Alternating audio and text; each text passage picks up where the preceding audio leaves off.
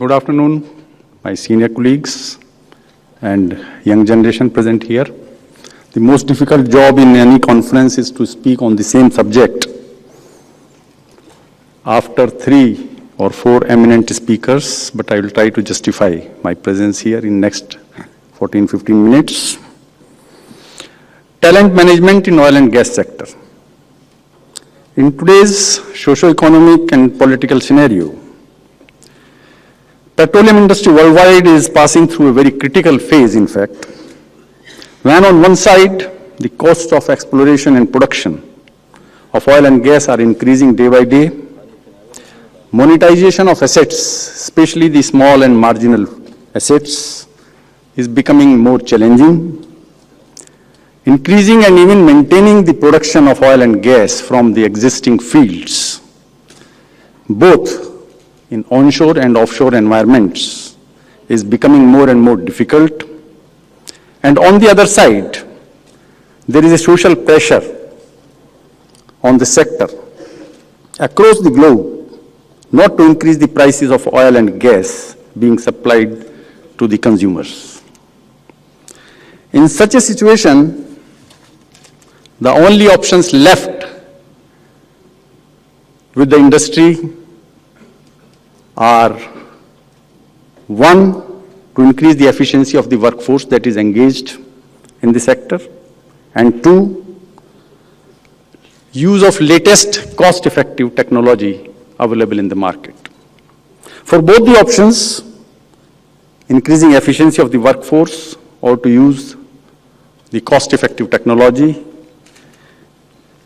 talent and skill management plays a vital role and needs to be given a grand focus by the industry as a whole.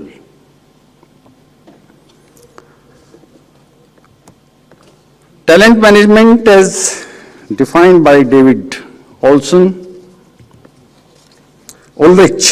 a university professor working in the University of Michigan, USA, a renowned thinker, a philosopher and a management consultant, very senior management consultant. He has defined talent management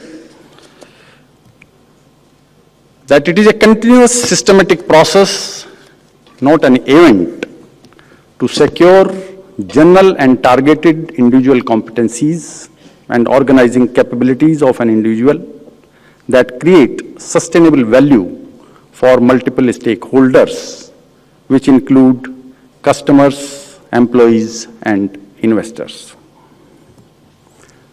Talent management can also be defined in a simple terms as the methodically organized strategic process of getting the right talent on board and helping them grow to their optimal capabilities, keeping organizational objectives in mind. The process, in fact, permeates all aspects pertaining to human resource at work while ensuring that the organization attains its objectives. Key steps in the continuous process of talent management includes planning the human resource requirement as objectively as possible and minutely formulating the job description. The next step is attracting the quality talent through proper means of communication, through ads, or many options are available in the market as on date.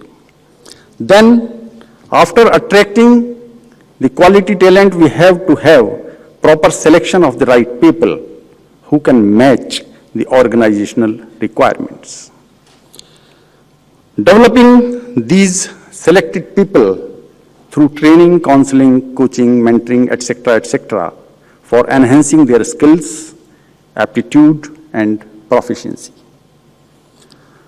Then the most difficult part of the talent management comes in retaining the skilled and this talented pool with the sector.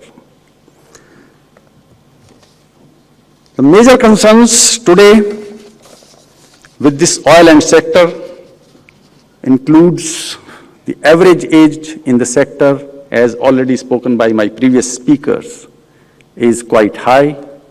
Average age is around 45 years. Unfortunately, in this sector, we have inconsistent recruitment policies across oil and gas sector both, and there are various reasons for that.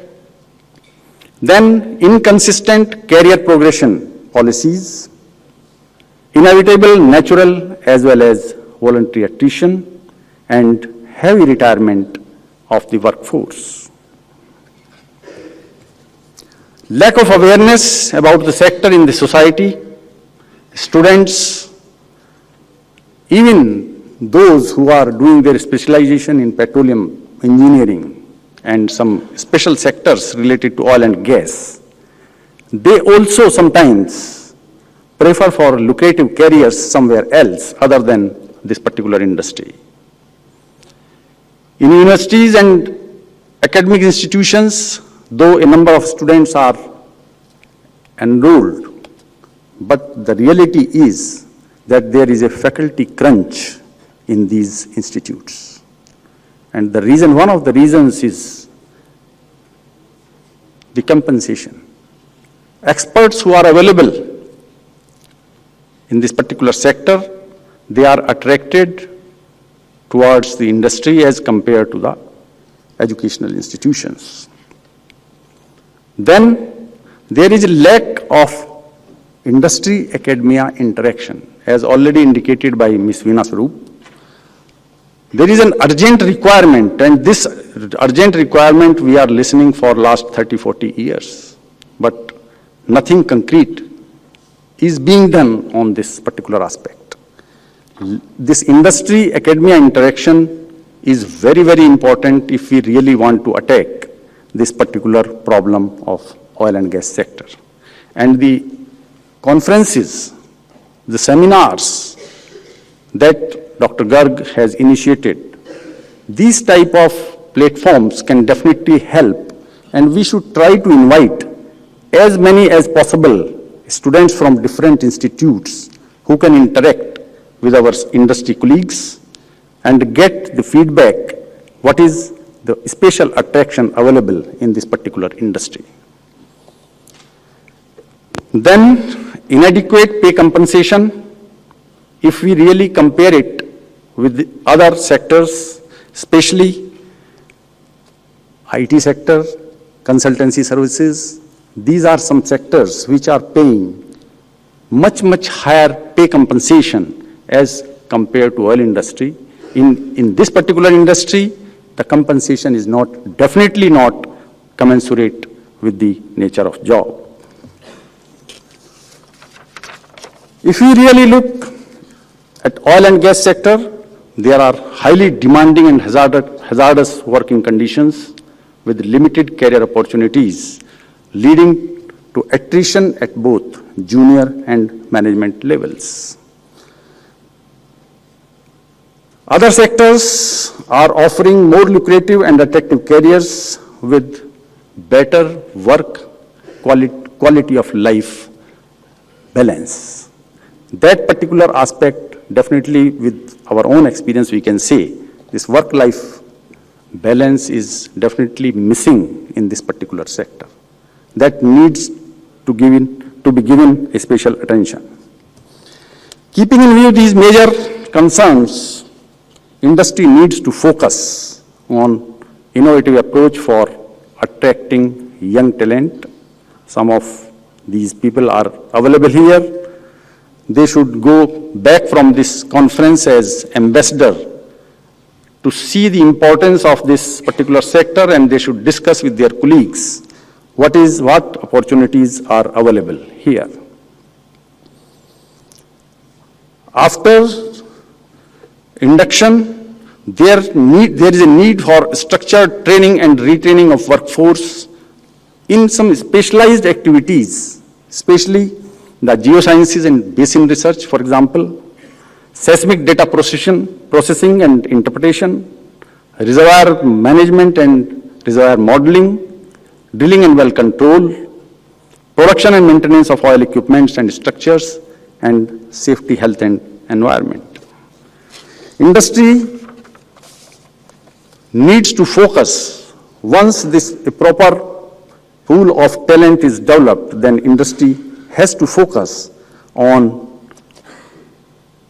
carefully honest performance evaluation at regular intervals, then performance-related appropriate compensation. One of the most important aspect is motivation of employees through timely appreciation and recognition. Effective grievance management system, stress management programs needs to be introduced in the sector, like some sports activities, etc. Then attractive welfare schemes, both pre and post-retirement.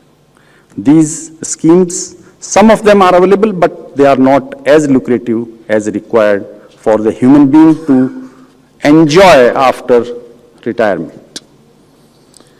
Then industry needs to focus on the talent pool.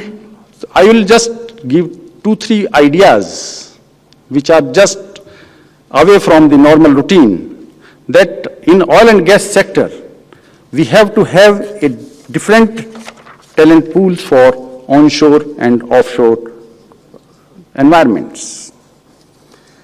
To be more precise, though the basic principles in oil industry are the same for governing the oil processing, but the ground realities, ground working conditions, risks, and operational environments are entirely different in onshore and offshore. So there is a need for talent pool trained and developed for onshore and offshore, and then nurture them differently for these two different environments. Then, just like in some other sectors, retention bonus program for highly skilled workforce engaged in zero defect tolerance activities, especially in offshore environment, just like blowout experts. They need to be given special emphasis, special recognition in the sector. Then reservoir simulators.